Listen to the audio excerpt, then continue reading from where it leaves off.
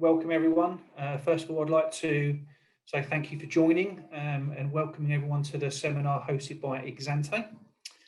For all of you that are not familiar with EXANTE, we are an online fintech brokerage company offering clients the opportunity to invest in financial markets via direct market access to 50 markets, 8 asset classes and over 300,000 securities on our in-house built platform.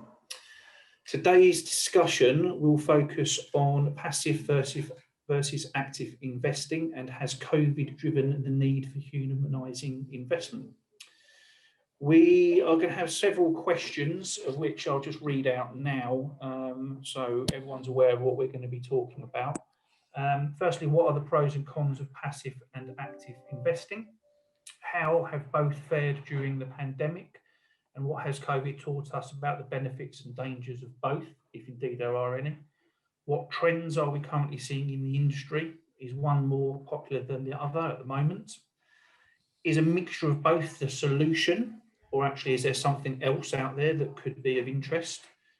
Could COVID make active management more competitive and further drive down fees?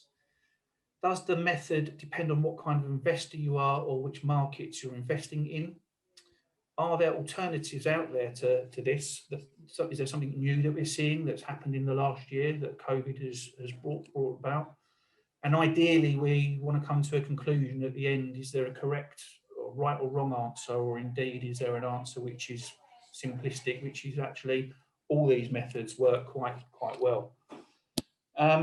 So we're going to be joined by the following guests who will share their knowledge, experience and opinions on this topic. I'll be the man in the middle of the ring, making sure there's no fighting going on. I've been in the industry for 28 years. I've worked for both banks and brokerage houses in Europe and the UK, sales and sales trading, primarily in equities, and I am in charge of EXANTE's UK and Western Europe sales team. Moving on to the more important people, as I was informed recently, Simoney, Kyriakou, which I believe is the correct pronunciation, is an award-winning financial journalist with more than 20 years of experience in the industry. She's been working for the Financial Times Group for more than 10 years and is now senior editor of FT Advisor, the Financial Times business title for financial advisors. Next along is David Coombs, who is head of multi-asset investments at Rathbones, which actually was a few years ago a very large client of mine, so it's very nice to have David on board. He's head of the team that is responsible for managing the Rathbone multi-asset portfolio funds. He joined Rathbones in 2007 after spending 19 years with Baring Asset Management, where he managed multi-asset funds and segregated mandates. He began his career with Hambros Bank, for all of those old enough to remember that name, in 1984, which some of you actually might have not even been born then. I definitely was. Lee Robertson is the CEO of Octo Group, a dynamic community app for financial services professionals by financial service professionals. Prior to this, Lee was CEO and founder of Investment Quorum, a wealth management company in the city. Next is Ian Lowes. Ian joined Lowes Financial Management in 1988 and has been the managing director since 2002 after taking over from his father, Ken Lowes, who I'm sure a lot of you will remember, very highly experienced and well-known man. And the company was established in 1971. Chris Taylor will also be joining us. Chris is Global Head of Structured Products at Tempo Structured Products. He was responsible for founding and establishing the company in 2016 within the Alpha Real Capital family of companies. He has been involved in the asset management industry at senior management levels for a variety of companies for at least 25 years. So as you can see, a very experienced panel. And as I mentioned, just to sort of reiterate, we're going to be discussing passive and active investing is the main topic, but I'm sure somewhere along the line there might be some diversions. But I'm going to start with the first question, or in fact, if whoever I start with first wants to just give a general overview if that's what they want to do. But the ultimate question is, what are the pros and cons of passive and active investing? And we're going to start with Lee. Welcome to the forum, Lee. Thanks, Jason. Well, I mean, in its simple, I mean, I should probably say thanks for the intro. 30 years as an advisor, recently no longer so. But I mean, the pros and cons are pretty simple, and I'm sure your audience know. You know, you're either tracking an index or a market or an asset class, and you're doing it very, very cheaply, or you are a believer that you can add alpha and people can actually select stocks which will deliver outperformance, but you're paying more for that. Not always the case, but generally that's the case. In terms of momentum, it's probably with passive. The growth in passive investing is just phenomenal now. But I think I'm not sure that's the battleground. I think there is a small, and I come from the advisory community, I guess, there is a small but growing cohort of advisors who just really want to talk passive with their clients because of these cost efficiencies, controlling the things you can do. They tend to be very long-term investors. It tends to be very financial planning led. So they will sit there reducing fees overall to the client and just following the markets. But for those that believe in alpha, they will be seeking to do to pay more. Well, they're not seeking to pay more, but they will be seeking out for performance, and they'll be doing it in a variety of ways. They'll be buying stocks, they'll be buying funds, or they'll be buying multi-asset or multi-manager type funds, depending on their own situation. So that's the basis of it. One is cheaper and you're following an index. You're not looking for outperformance, but you're looking for a low tracking error, or you believe in active management and you're willing to pay a bit more. Just to play devil's advocate for a moment, and it's not necessarily my opinion, but the opinion I've heard of people out there. Some people could argue that passive is slightly boring or too conservative, and therefore it's kind of taken the element of fun or risk or out of the industry. That's one thing that I've heard on several occasions. How would you counter that? Okay, there's several answers in that simple question. Taking a passive investment decision is an active decision. You've chosen to do that quite deliberately. It might not be the only decision you make. In terms of boring, some people like boring with their investments. You know, if you're looking for long-term steady growth and you believe that markets will deliver returns over a longer period of time, but you think that the things where you can deliver better is through your tax planning, through your succession planning, through getting all those bits and pieces right, then that's also, you know, a valid choice. And it comes down to whether you're trading or investing. And I've got a huge respect for people that do trade, who have the time and have the discipline to be in markets each and every day, seeking out their opportunities. And I know we've got professional fund managers on here. That's what they do for a living, but there are also people who do it for themselves. That's excitement, but it can go wrong. And for anyone to say that passive investing is no risk or very low risk, and sometimes regulators say that, or they don't quite say it, but they imply it, is wrong too. You know, if markets tank, passive investments tank with them, and will actually sometimes tank far more because of the tracking errors. There's also the huge turnover that goes on within passive investment strategies, which can impact. So there are lots of, you know, like any onion, there's lots of layers. But I think the thing to definitely say is passive investment is not no risk, and it potentially is not low risk either. When markets have upward momentum, fine, you're doing very, very well. But if you go through a prolonged tough period, it may well be that very, very good active managers will deliver better returns. Well, on that note, that kind of takes us nicely. I think we'll move over to David. David, as someone that's doing this and your team on a daily basis, I'm sure no one's ever called you boring, but what's your view on what Lee and myself have just said? Yeah, so look, I'm not here to defend active v passive, right? There's some rubbish active managers out there. So let's take away the emotion straight away. And there are some active managers who be massively overpaid, right? So let's park that. There are some really awful passive products out there where the reach of getting the 18th, 19th and 20th stock into the product a space ETF because someone made Star Trek on TV once gets into the portfolio. So there's a lot of over-engineering in the passive space. So let's just agree there's rubbish products in both sides of the debate. So let's move on to the realistic situation here. I use passive every day in my funds, okay? They help me manage my risk, they help make my portfolio more efficient, helps me to manage flows that come into the fund on a daily basis. Passive has a place. When I was looking to reduce my exposure to the rotation between value and growth towards back end of last year, I bought the Russell 2000 ETF as a shortish term position. Okay, so passive has a role to play. It's a good tool to have in the armory of an active manager. So I use passive. But fundamentally, I see passive as a short-term solution, not a long-term solution. Unless cost is the only thing important to you, then you're not interested in what I've got to say anyway, to be quite honest with you. I would argue that passive, think about what passive means. Standing at the side, not getting involved. In many walks of life, that's not the best position to be in, okay, even though it might be a bit cheaper.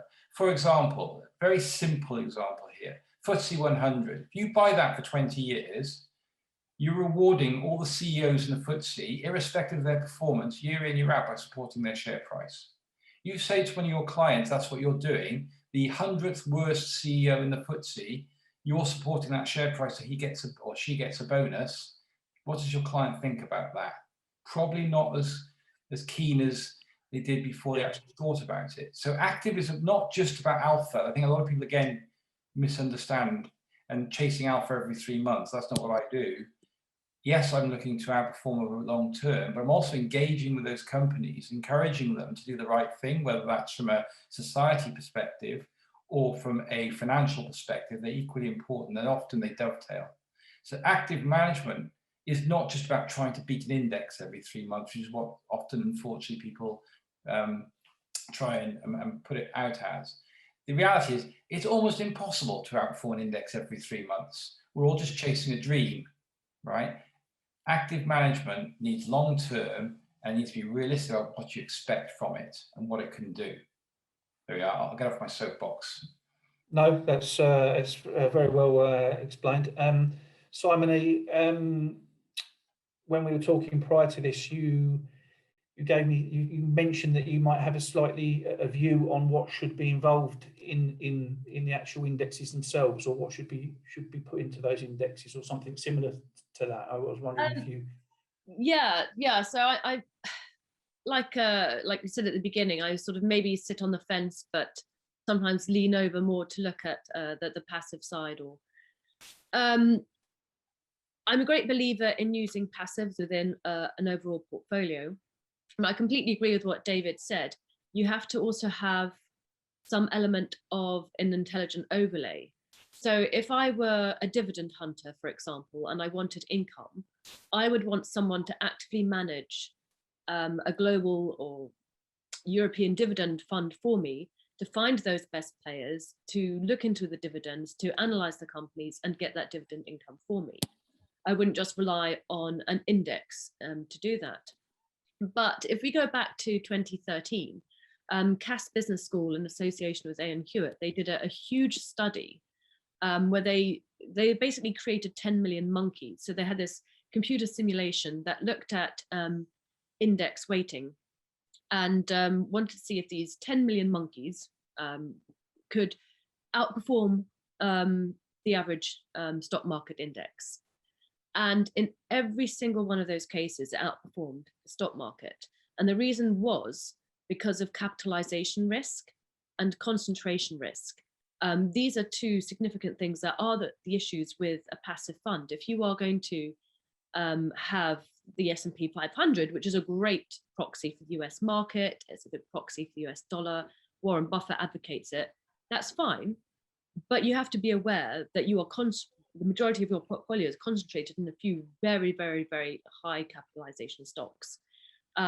If those were to collapse, you would be, I think the technical term is buggered.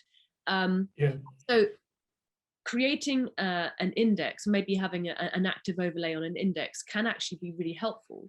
or creating an overall portfolio of passives with an active overlay. I can see why financial advisors do that.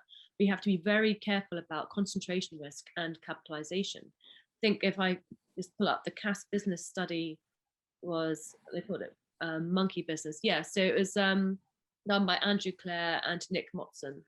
And it was basically looking at whether randomly constructed indices could outperform traditional market cap weighted indices such as the FTSE 100. And in basically 10 million cases, yes, it could. So perhaps we need to think more carefully about how we invest in an index. Do we just want to blindly follow what the index is doing? And maybe there are good reasons for doing that. Maybe you are concerned about costs. Maybe you only have a 5-year investment horizon and you think, well, in 5 years, I just want to see X% net performance. That's absolutely fine. But again, this is where you need to discuss those goals with a financial advisor.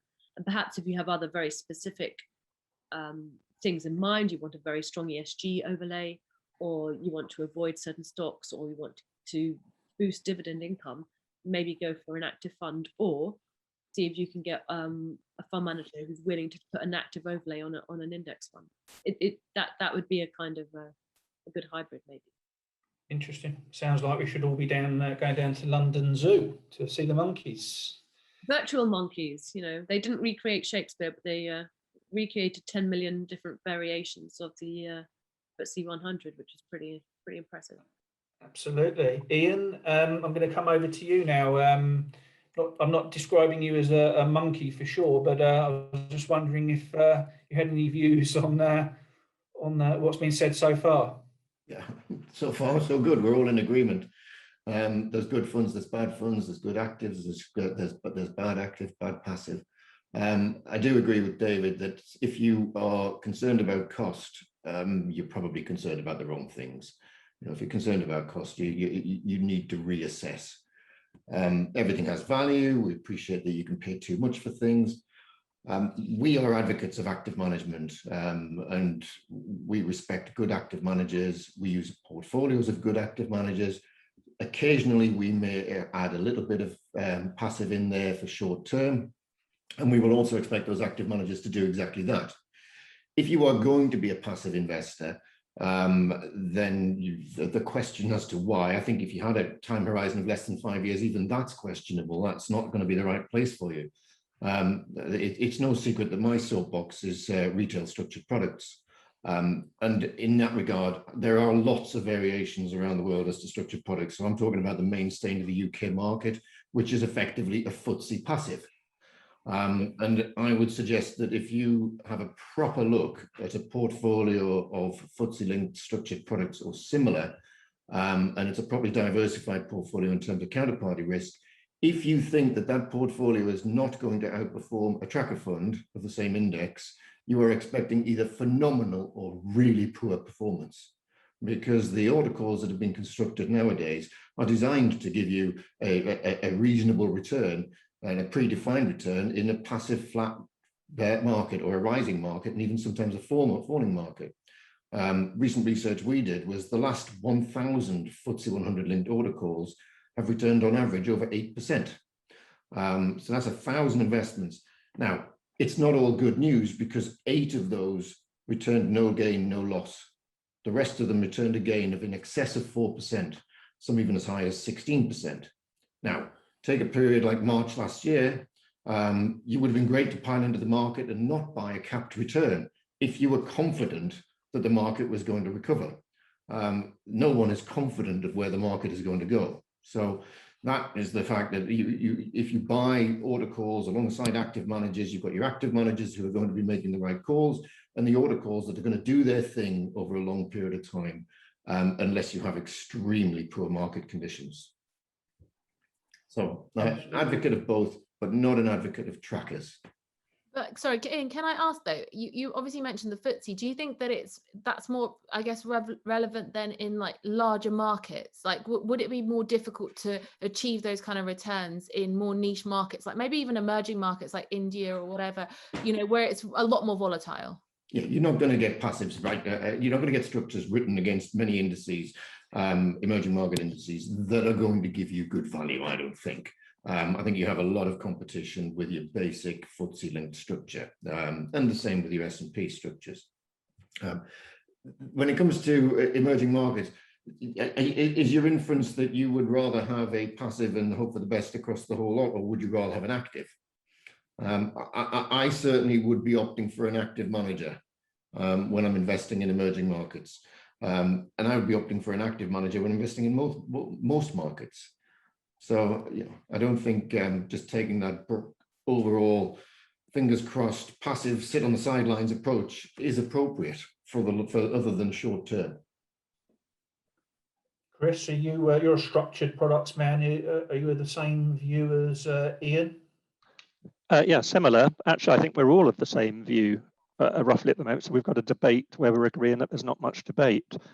I actually think that this debate is mainly fueled today by the trade press publications and the national consumer press. Most practitioners, most wealth managers, money managers, investment advisors, financial planners, whatever people like to describe themselves, are pretty pragmatic about this and embrace both. On the whole, the majority of people will use both. So they're recognizing that there's merits in either or in both. They're using both possibly in a core and satellite approach. So the people that veer more towards the passive argument will have the core of their portfolio as passive, and the satellites will be active or specialist. And obviously the people at the other end of the line will be tilting in another direction. I wanted to sort of intervene in the debate a little bit and interfere with the debate and suggest that it's not binary. And the title of the debate was really the active-passive debate.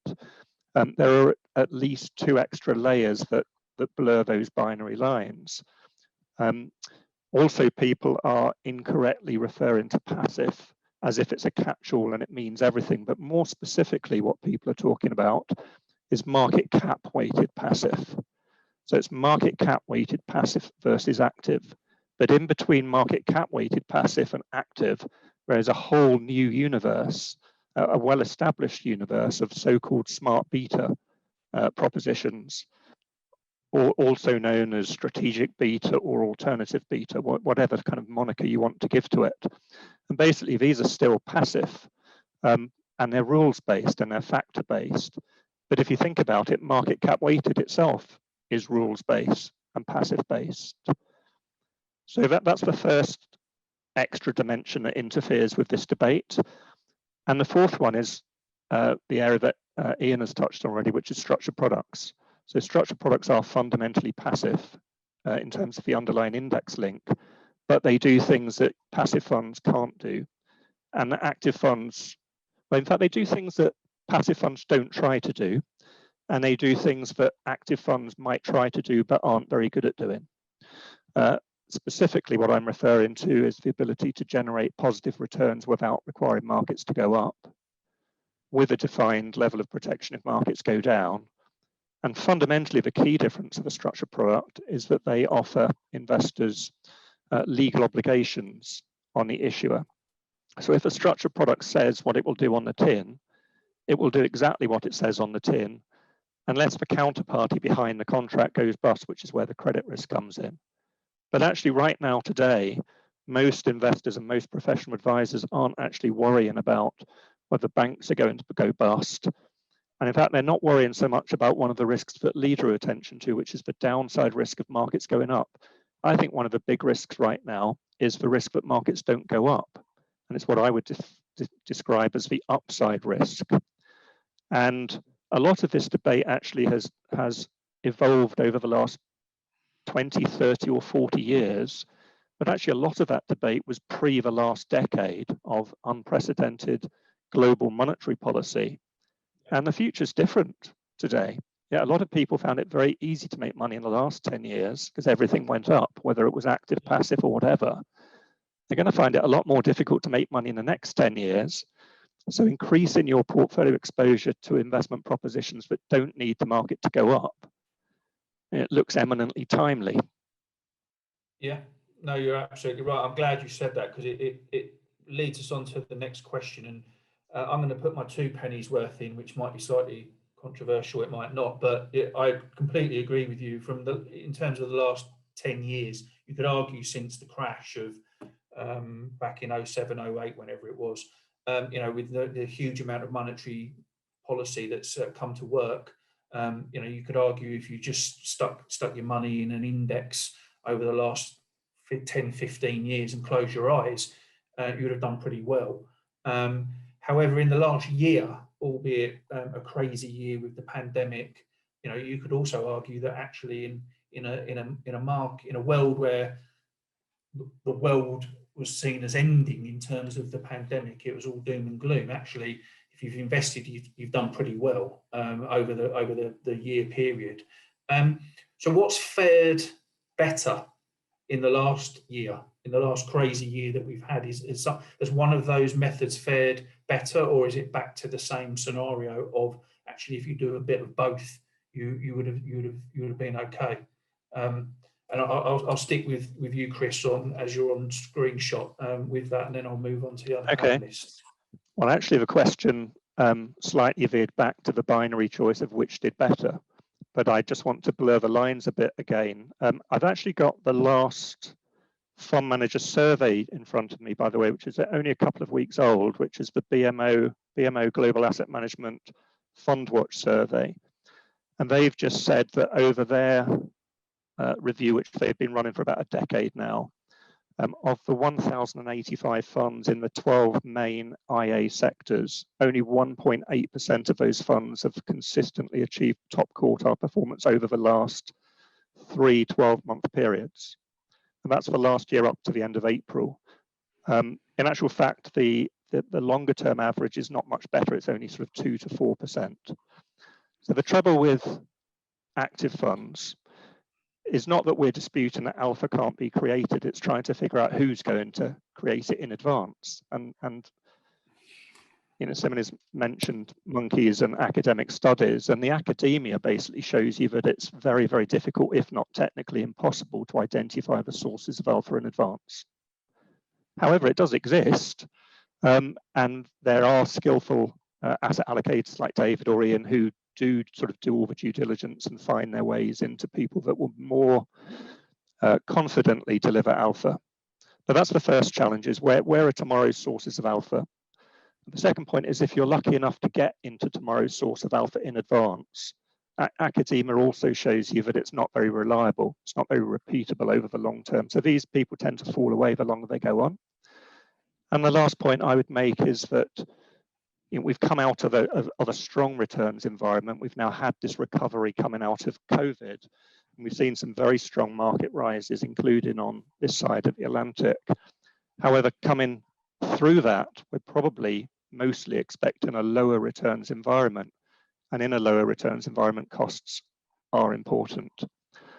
To put some numbers, however, on your question more pointedly, over the 12 months from the 23rd of March to the 22nd of March this year, so the 12 months recovery from the COVID low, the FTSE 100 price return index rose by about 34%. Now I'm strongly suggesting it's not just market cap passive or active. So I can tell you that if you had simply passively equally weighted the FTSE 100, you'd have actually had about 20% outperformance. So you'd have ridden 34% up to about 52%. And that's an index run by the same index provider, FTSE Russell, with the exact same stocks, all 100 stocks, nothing more, nothing less, but they're equally weighted at 101% weights, which also, by the way, counters another point which Simoney made, which is the concentration risk in the S&P 500. Well, that's automatically solved if you equally weight it. So this is my point, is that there's a big chunk in the middle of this debate which does things passively, but has a different rule or a different factor approach to the market cap weighted approach. And actually, David mentioned that he'd been buying factor-driven ETFs, such as the value, I think he said a value play. Now, the fourth dimension that I've mentioned is that structured products do things that passive funds can't do, whether it's equal weight or market cap weight. So I can tell you that one of our products called the Long Growth and Kick Out Plan launched around the same time last year, so it's come up for its 1-year anniversary. The market cap FTSE 100 had gone up by 34%, the equal weight index had gone up by 52%. In actual fact, the secondary market price of the particular product that is linked to that equal weight index had gone up about 95% over the 12 months. Also bear in mind that that was done by legally binding contracts, so not dependent on the skill of an active fund manager, skill or lack of skill of an active fund manager. Yeah. And some of the misnomers around structured products are that they're not liquid and that investors can't access them. The performance I've just given you is the prevailing secondary market price. It could be taken by an investor at any point that they wanted. Okay, was interesting. I'm going to come back to David first. David, it's been easy, has it, for the last year, apparently, according to me, who doesn't actually have to do the job? So you say it has been or hasn't been? Well, I was basically saying it sounds like it's been easy. Yeah, everything's gone up for the last year. Surely it's a very easy job that you do. I'm jesting, obviously, but what's worked for you in the last year? Well, if you look at a rolling 12 months, the end of March, it will look easy because the recovery from the COVID drop, Exactly. yeah, frankly, all boats rose, right? Or, well, not quite all, but a lot of them. So, yeah, the last 12 months looks easy. I can tell you March last year wasn't very easy. In fact, it was bloody difficult. And, Captain Hindsight can, obviously sees things going really well. But at the time, I can tell you, when you got flow, we had flows into our funds every day during March. We had money coming in, the market collapsing, huge amount of noise, a global pandemic that you have absolutely zero crystal ball. You're not looking for alpha, you're looking for anything, right? And you got a lot of people's money that you're looking after. So that isn't easy. No time frame. No one had a clue of the time. It's not like exactly. So you are completely blind, and all you can do is stick to your discipline at times like that. And we bought every day and maintained our risk levels, because the one thing I've learned over 35 years is you need to stay in the market, and you need to avoid the noise, and you need to maintain your risk levels during crises. I've been through lots, including Bearings, where we had our own micro crisis. And by doing that, most of the time, in fact, not all of the time, you take part in the recovery, because clients will forgive you for falling with the market. They won't forgive you if you don't recover, as a lot of people didn't in 09, actually, with again, Captain Hindsight, 09 looked an easy year, right? But in the middle of March, you have absolutely zero idea when that recovery is coming, what it's going to look like, how quick, will it recover ever? So that was tough. March was very, very difficult. So next 12 months was dead easy. But I also said that now is actually as tough. Could you? Now it's tougher. Now it's much harder, because I think it was Chris saying, I can quite easily draw you a strong probability that you'll get zero returns from beta for the next 2 years. Yeah. Right. And so it's not just harder for beta managers like passive, it's harder for active managers as well, because you're going to have to try and generate returns when there's no tailwind. And that's my challenge. And, we use a variety of different techniques, but, I'm not a hedge fund manager, but we're going to have to try and eke out returns, positive return the next 2 years, without necessarily having a lot of help. And that's what we're trying to do. And we are broadening our investment universe and using structured products, funnily enough, as part of that solution, because you want some non-directional trades in your portfolio. Sure, but David, sorry, just to interrupt you. Chris was obviously mentioning, as an active manager, you are constantly scrutinized. And I know I used to work with Simoney, and we used to write articles all the time about, your underperformance over a year or 12 months or 3 years or whatever. Is that frustrating for you as a manager to be looked at in that way? Because as soon as there's a negative and you're not making money, that makes the headlines, whereas you could have been outperforming for the last 10 years, and suddenly something like this happens and it's completely out of your control, and your results don't look as great. Yeah, I mean, you're conscious of that every single day, right? It's why you wake at 4 o'clock in the morning thinking what you're going to do tomorrow. I mean, that goes to the job. But again, the longer you're in it, the more you realize how ridiculous it all is. I guess it's a bit like an actor who doesn't read his critiques anymore. You just all that noise around you, whether it's colleagues, whether it's your sales team, whether it's the journalists, you just try and avoid it, actually, because it doesn't help. and it'll lead you into making silly decisions. So the key is to try and avoid, like, yes, it's frustrating. You have a great period of performance, and then you have a bad month, and everyone thinks you've lost your edge. I mean, where? Fell out your ear? I mean, I hear ridiculous things. We've lost conviction because the manager's lost his edge. Where? You know, no one outperforms every week, ever, period. No, but we have to also be aware of people like Woodford and the effect of the so-called star fund manager. I think someone's mentioned this in the questions, but you know, I remember in 2002, 2003, everything was about the star fund manager. Everyone wanted their guys to do these amazing things, and they took me on buses and around the country and showed the billboards. And then, you know, next thing you know, some 25-year-old guy who was doing quite well and running a FTSE fund in the middle of a big stock market boom is running a Heart of Africa deep value fund on a stock market that, you know, in a country he's never even visited except perhaps on safari in Kenya. So you suddenly are aware of how important it is as a journalist to question the so-called star fund manager and to make sure that he or she has their processes that are robust. Now, David, you have a very robust process. You have a strong team behind you. You have analysts behind that as well. So you're not sort of just coming up with things on your own, but I think every investor has a right to question whether their active fund manager is really being active, whether he's being a quasi tracker, whether he's following a deep value path so down the line that he cannot rotate or make any necessary shifts to protect the fund. I mean, we saw the tragedy with IVA going into administration and the sad news last week in the US. And your heart goes out to these people because they have such strong conviction in what they're investing in. But at the same time, you're paying them to lose you money. And if you are thinking of retiring, like in September last year, was it Morningstar? The FT reported this. Morningstar came out with loads of results saying how passive had strongly outperformed active between sort of April to September. So, and all the Morningstar analysis, and we did this big piece on it in the FT, passive has outperformed active. Swing around a few months, January, the data from Interactive Investor shows that active and FE Fund Info, I think as well, provided the analysis on this. Active has vastly outperformed passive. So if I'm retiring in September 2020 and I'm invested in passives, I'm going to be really happy. If I'm invested in passives and I'm retiring in January 2021, I'm going to be very unhappy.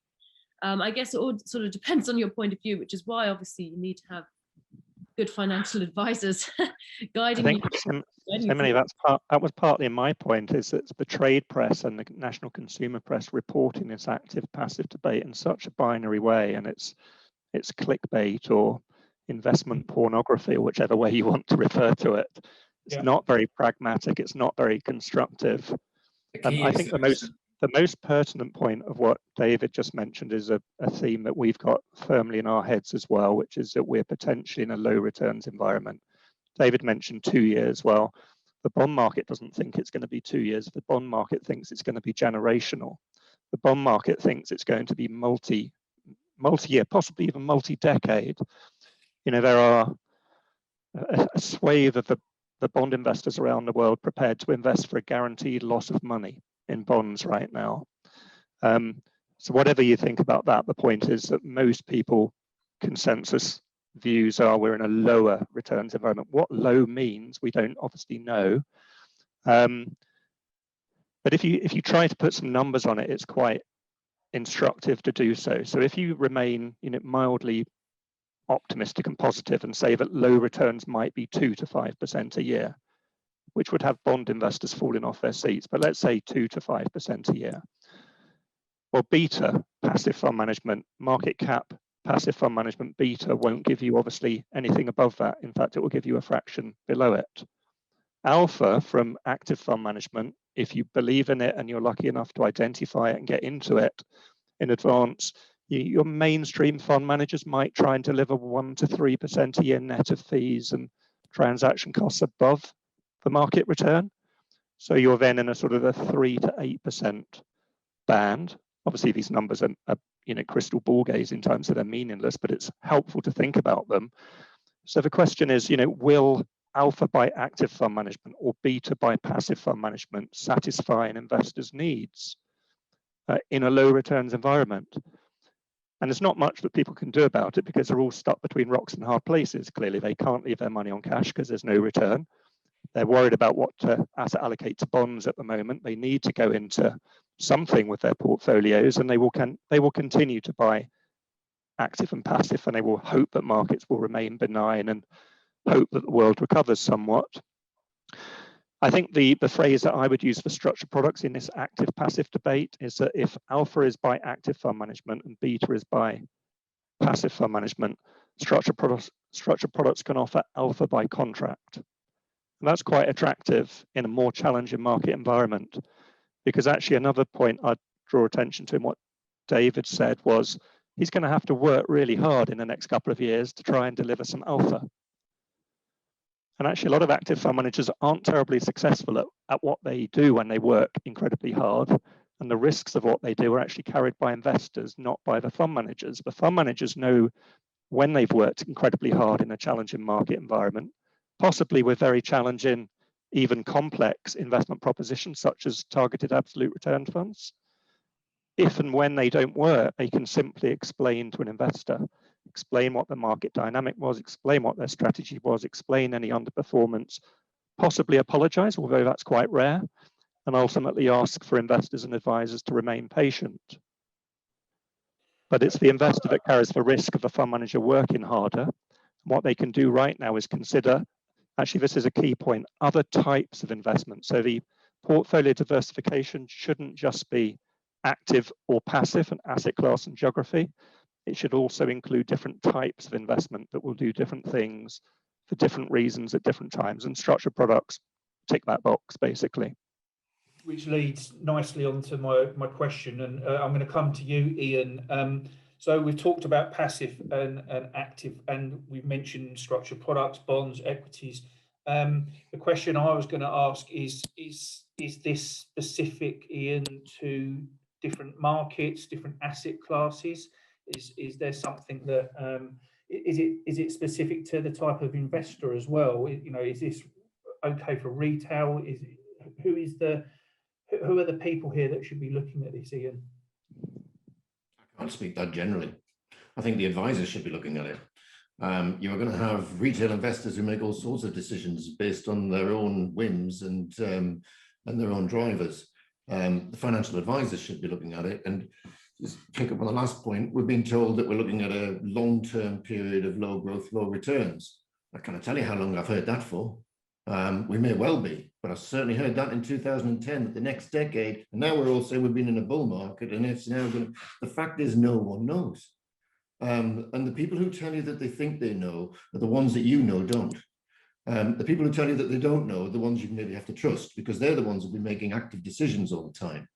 I appreciate that a tracker for the S&P is probably better than a tracker for the FTSE because it's got more diversification. Yeah. And certainly you've done better with the tracker of the S&P. Are you going to do better for the next 10 years? I'll tell you in a debate in 10 years' time, because I'll know for sure by then. But if we look at the FTSE, the FTSE is slightly down over 2 and 3 years, and yet structured products that have been held for that period are maturing for 16% and 24% returns. Typically an 8% simple return based on a moderate fall in the index. Those that needed the index to be higher obviously haven't matured over those period of time, but they've got 6 and 7 years to go. So if you don't think that the markets are going to be higher over the next 6, 7, 10 years, you probably shouldn't be investing at all, or you need to be investing somewhere very, very cleverly. So we've been around long enough to know that we don't know. The people who need to be making the decisions should be the advisors and the investment managers, and it's going to change. It's going to change from month to month. Could you argue this is about advice, isn't it, Ian? This is about the right advice. It's not necessarily about active or passive. It's about seeking the right advice from people like yourselves at the end of the day. We've got to start with, what are you investing for? Now, you've got to start with that benchmark. That investment has to be with the intention of maintaining the value of capital against inflation. And I think we start there You're going to do, by doing that, you are already outperforming deposits over the short and the long term. There are those that are investing with a view to trying to make a 20%, 30%, 10%, gambling money, pure speculation. You need a very good fund manager and a different advisor than me for that sort of return. So when we're talking about investing clients' money, we're looking for a return 7 to 8% per annum. Now, the sort of return that capital will double its value over a 10-year period. If we pick up 10%, 11% on some years, it's good. I'd like to think that they're not outweighed by bad years where we're picking up less than 7%, but invariably you will do. So a decision to the timing of investment is going to make as much difference as whether you've got an active or passive. So yes, it is going to be down to an advisor to try and keep the investor straight in terms of not making the wrong decisions themselves, because investors make decisions and clients make decisions without advice, which can be very detrimental. We will all come across clients who've sold out at the bottom of 2003 when they couldn't take it anymore, and eventually in 2007 decided to get back in the market, learned the lesson again in 2008, might have dabbled getting back into the market in 2019, only to get burnt in 2020. But, it probably comes down to luck for some people. Yeah, as much as anything else. I think Simona had a question. Sorry, I'm just muting myself. No, sorry, Jason, I didn't mean to interrupt. I was going to ask exactly the same thing from Ian, whether it's about advice. I think maybe that's because essentially all of you have basically agreed that both active and passive have a place. I think kind of David was alluding to that. I know you said you were using it in your active in your portfolios, but I think what you've all kind of said is that.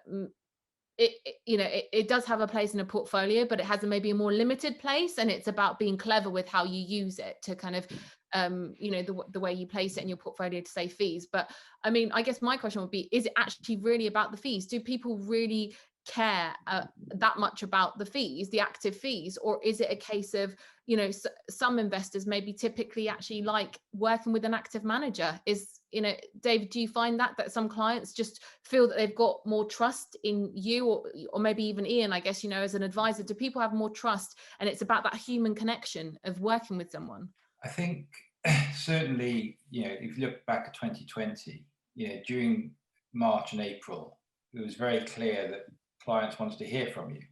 So we were doing webcasts almost every week. We were setting up blogs, talking to a number of meetings went up exponentially, because one, transparency is really important, and trust. And I was a private client manager years and years ago before I became a fund manager. And so I remember from those days that having somebody that you can talk to, somebody who is able to explain what they're doing, does have some value, actually. And people want to trust people. We are in the people business. Now, there's a price for that. There's a price for that trust and that reassurance, and hopefully the ability of that manager to do what they say it does on the tin, so to speak. Price, though, is massively important. Don't get me wrong. I mean, we have to look at price every single day. We have to justify our existence every single day. And you do that by looking at net returns, of course. You look at your costs.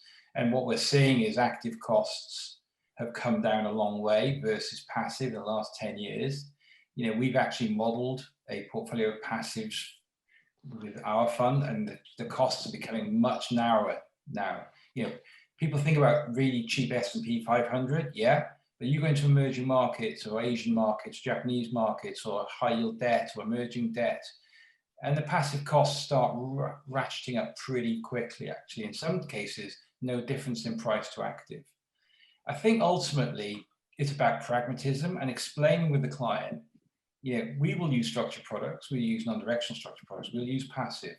We also buy direct securities where we have high conviction. We'll play a theme whichever way we think is the most appropriate use of capital, for the best use of cost.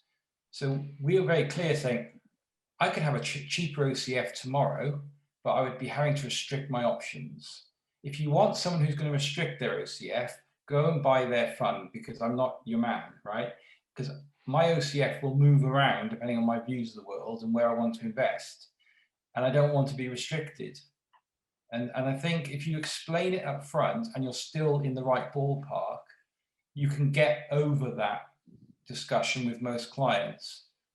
And as you say, if you've got a long term, and I go back to Simoney's point earlier, there are a lot of fund managers with only 2 or 3 years experience in certain sectors, and rightly they're being challenged. But I think if you've done it a long time and you've actually got the numbers to back you up, it's like any other thing you buy. There is a value and price together. Someone who's been doing it 20 years, a person doing it 2 years, probably the price should be slightly higher, right? Now, yeah. I know Woodford disproves that to a certain extent, but normally speaking, Terry Smith's fee should be higher than the guy who's done it for 2 years in a Japanese mid caps. Mm. Yeah.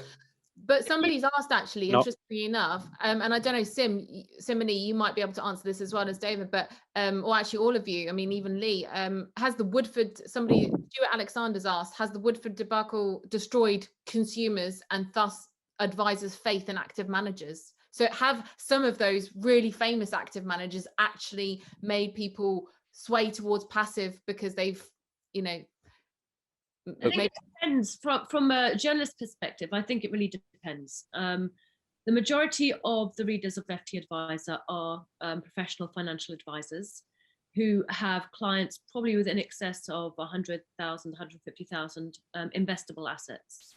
Someone with over 150,000 worth of investable assets is probably unlikely to be phased by losing 2 or 3 or even 10,000 on Woodford, because they've probably got a very good diversified portfolio.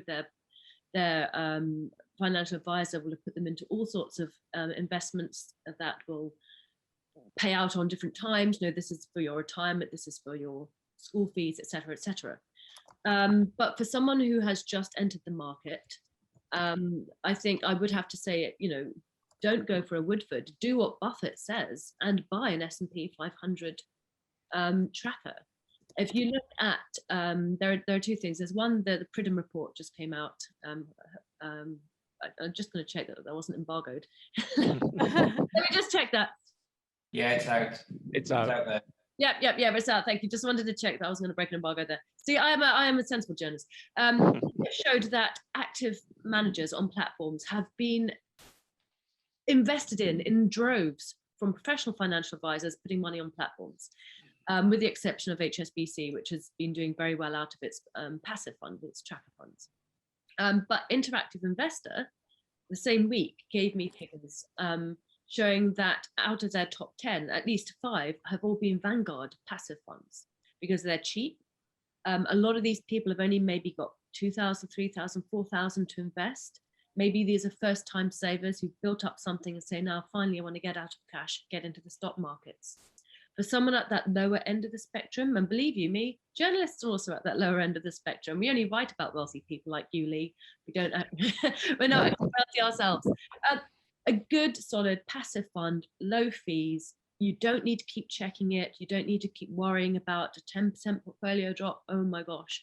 You just stick in it and let it take you with you until you get to that point where you've got more money to invest and go to a professional financial advisor. I think for someone at the lower end of the spectrum, passive is perhaps the only way they should go. And then if you start getting a bit more money, then you can start investigating other things. So I don't think Woodford will have necessarily put people off, but I think it's somewhere at the back of the mind for some people thinking, yeah, maybe I should actually just keep safe. I haven't got much to lose, so I don't want to lose any. That would be my more than a penny's worth there, I think. Lots of sensible points there, but Simoney, it can depend on the timeline. Obviously, the difference between, say, a 20-year-old and a 50-year-old investing in a passive fund. But my point I made a couple of times is, what about the upside risk? So investors are being encouraged into what they're being told is the basic stepping stone to investment. Buy a passive fund, forget it, potentially as their first step. Well, if you're a late 40s, 50-year-old, pre-retirement, and the market doesn't go up in that next 10 to 15 year at retirement phase, won't have done you a lot of good. Portfolio diversification and some other things in there is important as well. Some active, some smart beta, some structured. I think it has been boiled down to something that's a bit too simplistic and a bit too binary. Yeah. So conscious we're running out of time, I just want to go through the panel because we haven't got that much longer, and ask the $1 million question, which is, without giving too much away, is obviously we're hopefully coming out of a pandemic. We're coming out of, you could argue at the time was an economic crisis, and you could argue that the markets have only gone one way after the crash, which is up, based upon a multitude of different reasons. So starting with Chris and going upwards, the next year or two, quick thoughts on the next year or two? Lots of headwinds. So very, very difficult market, as David mentioned. Again, I'd completely concur. So very difficult market to make money, but not just for the next year or two. I'd be thinking that it's going to be difficult for the next 5 to 10 years. And the biggest question in my mind would not be the risk of losing money, it would be the risk of how to make any. And portfolio diversification should be aiming to mitigate the upside market risk and to improve the likelihood of generating positive returns. Thanks, Chris. Ian, any thoughts on the next 2-5 years? Let's go back one. I'm not sure many of us would have put the market where it is today if we'd known what was going to happen over the following 12 months. Proves the point, nobody knows. There are a lot of fundamental factors that are leading to this. The amount of QE that's sloshing around, that's just driven up the market. I'm going to come back to the fact that I know I don't know, but what I'm pretty confident that over the next 10 years, the FTSE will be higher than where it is now. Now, not massively, maybe, and the longer that takes, the better my structured products are going to look. If it all happens in the short term, I've got capped returns, the market could outperform.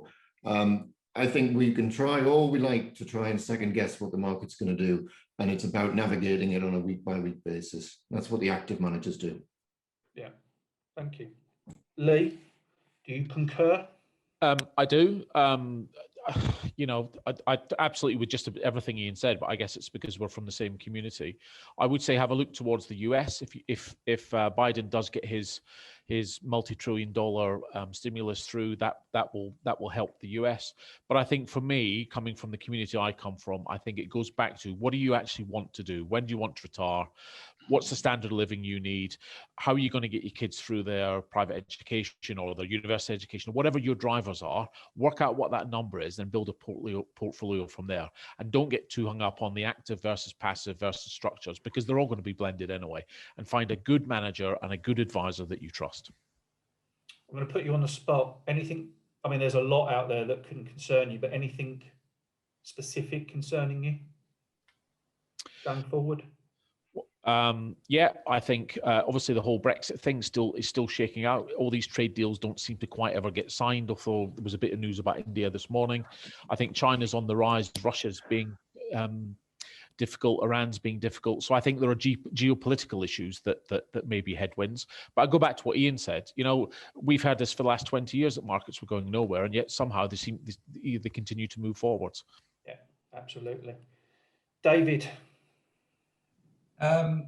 Yeah, I mean, frankly, I haven't got a clue. Fortunately, my investment process does not rely on me making predictions, because I predicted that the UK would remain in the EU. So I don't invest in line with my predictions. That's number one. So that is down to luck.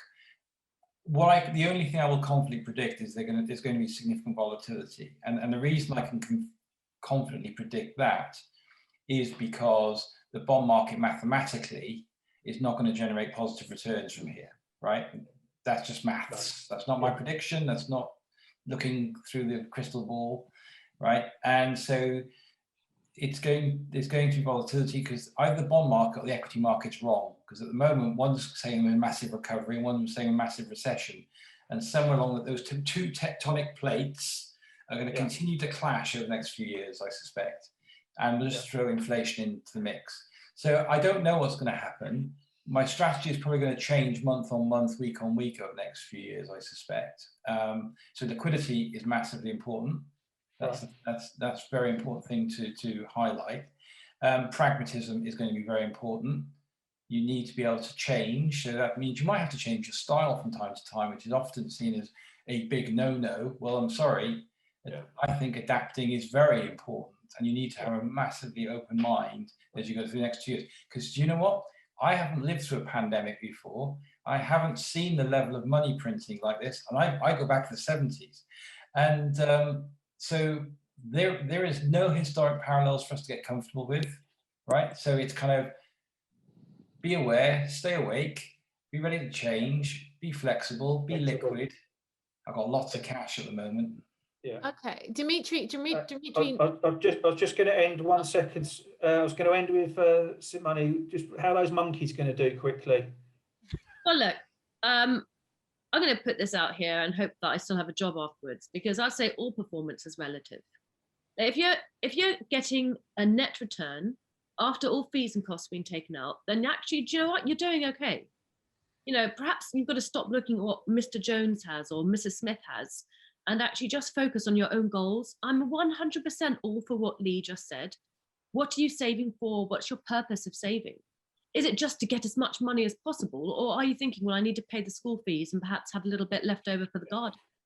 You know, if we all focus less on the pointless need just to accumulate as much as possible and actually started focusing on our own goals and how to meet them, we'd all be happier. Because do you know what? You can always make more money, but you'll never, ever, ever make more time. Time is more important. So do you know what? If sticking 5K into a tracker fund is all you can do for now, do it. Don't worry about it. Get on, live your life. Enjoy that garden. Enjoy sending your kid off to school. I think the last year has taught us a lot about that. That's for sure. Exactly. For sure, Exactly. yeah. Focus on that. Simona, I think we have to do Financial advice matters. Sorry, Exactly. I didn't mean to interrupt. I just, it was based on what David was saying. Dimitri Nosilov asked a question. Sorry, Dimitri, if I haven't pronounced your name right, but he said, David, in the past 12 months have proved to be a one-way train with everyone kind of pocketing from the Fed's generosity. And, you know, you were saying we don't really know what's going to happen, but he was saying, should he be following a kind of an equally managed index of active management with dynamic selection of stocks? You know, do you kind of, yeah, I guess it's basically what you were saying. You kind of need to be kind of agile in your process. Yeah, I mean, as I said, ultimately it's pragmatism and understanding that, you know, Biden's policies, again, are almost unprecedented in my career. We're putting checks in people's bank accounts, right? So it's different. I know it's the most dangerous thing to say as a fund manager. It's different this time. That usually means the end of a career. So you heard it here first, folks. But it is different this time. And so none of us can say with any certitude what is the best strategy: active, passive, active beta, dynamic delta. Who knows? The fact is, it's going to be bloody difficult and it's going to be volatile. And if we're all in a job in 10 years' time, I'll be 65 and probably hopefully retired. But, you know, we'll have done quite well to be still working because it's going to be hard.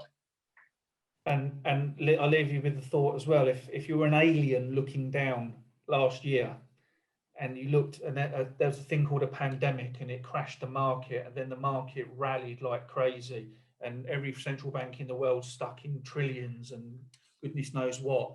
And you sat there and thought, look back as the alien and said, what are those people on Earth doing in terms of the market? But when you look at it from that perspective, what have those earthlings been doing for the last year? Pandemic, crash, massive rally, huge stimulus, people paying checks in the US. It has been an absolutely incredible world for the last year. But flexibility, it has to be flexibility, surely. If you look back over just 1 year, if you weren't flexible, you were probably killed. Well, yeah, I on think that note, Jason. we've come to the end. Yeah, we're not talking about death with COVID. I know it was a COVID themed discussion, economically killed. Yeah, hopefully we are going to get through this pandemic. Well, we are getting through it. I mean, vaccination numbers are really high. We're very lucky in the UK where we live that, you know, millions have been vaccinated already. But yeah, thank you, Jason, and thank you to all the panelists. It's been really interesting. I wasn't expecting it to be quite so balanced, but you know, it wasn't staged. At least, you know, we went with the flow. Things might change in 3 months. Anything can happen. Well, yeah. Well, thanks, Jason. Thank you, everyone. All right, thank you. Thanks. Thanks for watching, guys. If anyone's got any questions, feel free to email. But thanks a lot. Have a great day, guys. Thank you. Take care. Bye. Bye.